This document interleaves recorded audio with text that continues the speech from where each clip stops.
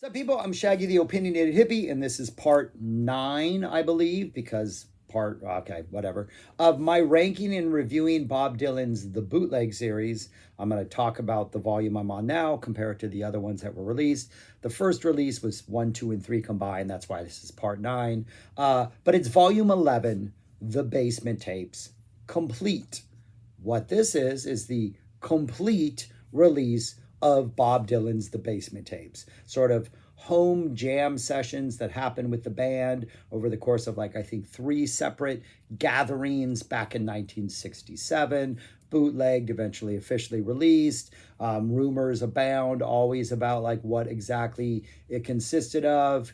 Did they actually have all the tapes? Once anyone knew that all of these tapes existed and could be released, it had to be released. All of them.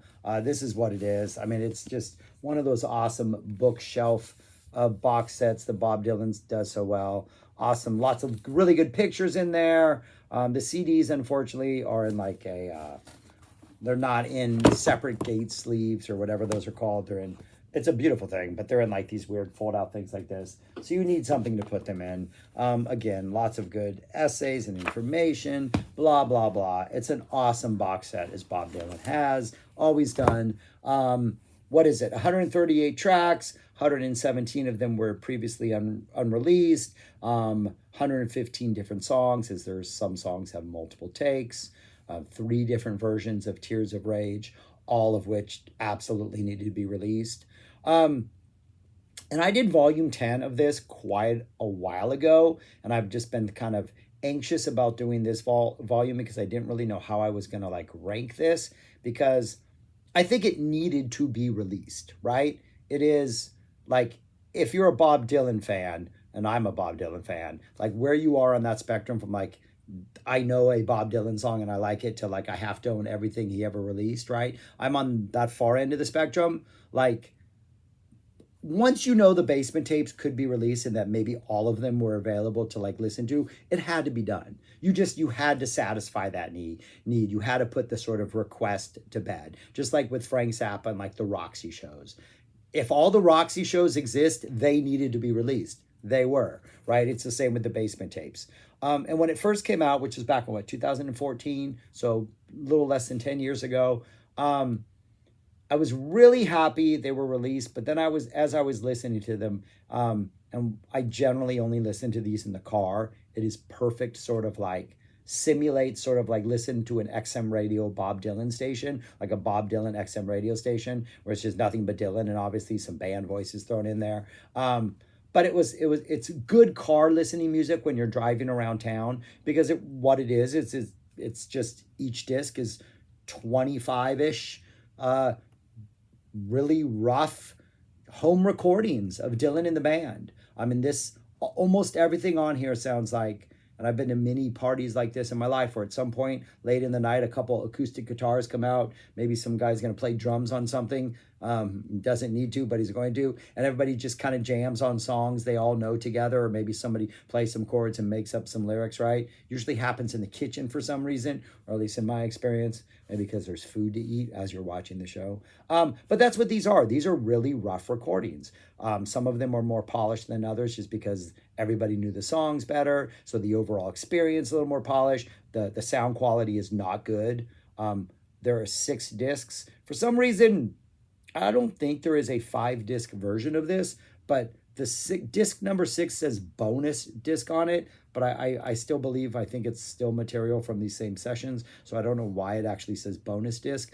But disc 6, the sound quality gets even poorer than it does on the first 5, and there are moments on disc 6 that are pretty rough. But overall, all of it's kind of rough if you're an audiophile. I ranked the original Basement Tapes as number 7 on my overall ranking of all Dylan albums. And so I was really excited about this. But again, the first couple times I listened to it, it was almost like maybe like 1 out of every 5 songs, not literally 1 out of every 5, but the totality of them was like maybe 20 maybe liberally 25% of them were like real gems, and it was just kind of slogging your way through a bunch of other stuff that, like, you have songs that are fragments, you get things that get cut off in the middle, you get some awesome stuff where somebody's laughing, like Dylan's just losing it and laughing the whole time. You get some silliness in some of them, and all of that just kind of adds character to it. But there were a lot of moments where I'm like, okay, I'm not sure this needed to be released. This didn't need to be released. Not sure we needed like this half take of this song, and in which nobody seems to know what they're doing. And so it was like 25% of it I think was really enjoyable.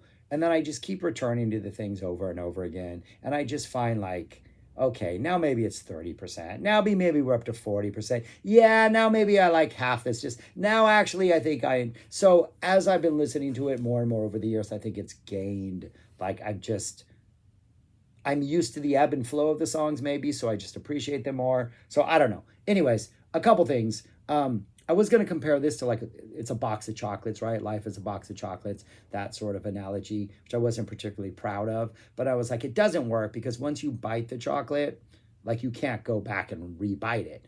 But this album is like a magical box of chocolates because, like, the first couple times I ate, say, disc one, and I was nibbling it, right? I probably only liked like 20% of the songs. Like, I was like, okay, that's really good. I want to go back and visit that. And there was a lot of stuff where you're just like, no. But then every time I would go back and revisit it, there would be like things I'm like, okay, actually, I'm really starting to appreciate this chocolate. It's like I get to re-eat the same chocolates over and over. It's the same flavors. And yeah, I may not have appreciated like Chipotle and cottage cheese the first time, but now I'm like, I'm really into that Chipotle cottage cheese chocolate. Like, I'm starting to understand these flavors or appreciate them more. So the more I listen to it, and again, this is over the course of like 9 years, the more I start to like it. So again, I don't know what to say about this is because it is 6 discs.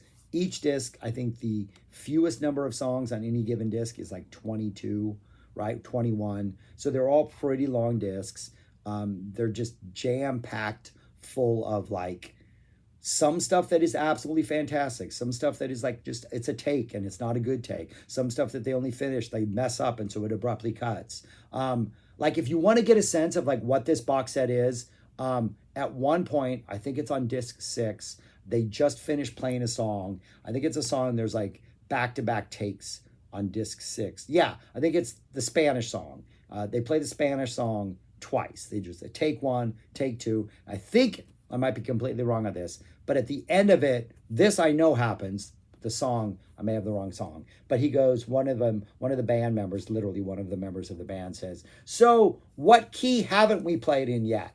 And then it's like, oh, okay. So now they're just going to play a bunch of songs probably in a key they haven't played yet. And that to me best sort of encapsulates what this entire experience is about. What haven't we done yet? Like, what kind of song have we not covered? Like, I mean, there were some cover songs that are just like, there's a cover of Going Down the Road Feeling Bad, which the Dead do not need to be jealous of. I think there's a She'll Be Coming Around the Mountain cover, which, okay, we don't need that. Nobody needs to hear that, but it's on here. What else? There's covers of, there's some other like pretty iconic cover of something on one of these. But yeah, there's also like all the songs on the original Basement Tapes that are on here because this is literally the Basement Tapes complete. And those are like eating that chalk. You're like, oh, this is already one of my favorite flavors. Like Santa Fe, every time that pops up, it's like the 7th song on like one of the discs. I'm like, oh yeah, Santa Fe. Anything that's been previous released just kind of shines like some, just like comfort food. Discs 4 and discs 5 are probably my favorite, mainly because they have a lot of previously released Dylan songs, or songs that Dylan had released in non-Basement Tape forms, and it's really neat to hear the sort of interpretations of those. Disc 4 opens up with 3 versions of Tears of Rage, all of them I need to hear, then a couple versions of Quinn the Eskimo, 3 versions of the song called Open the Door Homer. We all know that song, and that sounds really, really good. By the time like all 3 versions seem necessary. And then we have 3 versions of Nothing Was Delivered. Like, disc 4 has a lot of repeat versions. They've done a good job of like putting all this sort of like 3 or 4 take songs, 3 take songs on one disc, but they all work and they all like, okay, each of the versions is enough of a difference to sort of warrant being released. And then disc 5 has stuff like a version of Blowing in the Wind, One Too Many Mornings, It Ain't Me, Babe, just kind of neat things like that that we're hearing different versions of. But anyways, like, I don't know what to say about this. If you like the Basement Tapes, I love the Basement Tapes. Again, I ranked it my number 7 overall out of all Dylan stuff. If you like the Basement Tapes, there's a 2-disc version of this that is a must-have. The 2-disc version is fantastic. I think everybody will enjoy the 2-disc version. I'm not talking about the 2-disc version. I'm talking about this monstrosity. This monstrosity, I would say, is for the people like, if there is a spectrum of Dylan from 0%, 1% is you know one song and you love it. 100% is like you have to own everything. I would say this is like maybe the like 80% and up bracket. Like an even 80%, maybe you're like, I don't need this. Definitely 90% and up.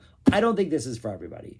I do think, considering the sound quality, considering how just it is just like eavesdropping on 3 jam sessions with a bunch of friends, right? Obviously, they eventually officially released it. But again, that it seems like it wasn't meant for that. It really is just a bunch of people having fun. But it sounds fantastic. It's an awesome slice of musical history. Like yeah, I've just been talking. I don't have specifics. I'm not going over all 135 songs. I think all the discs start off pretty strong. They usually end pretty strong. Maybe my mind wanders in the middle, and that's why I think most of the weakness parts are in the middle. There's a cover of People Get Ready. That was the other one I was trying to think of. I was like, there's another sort of iconic cover. I think the best stuff is the original stuff.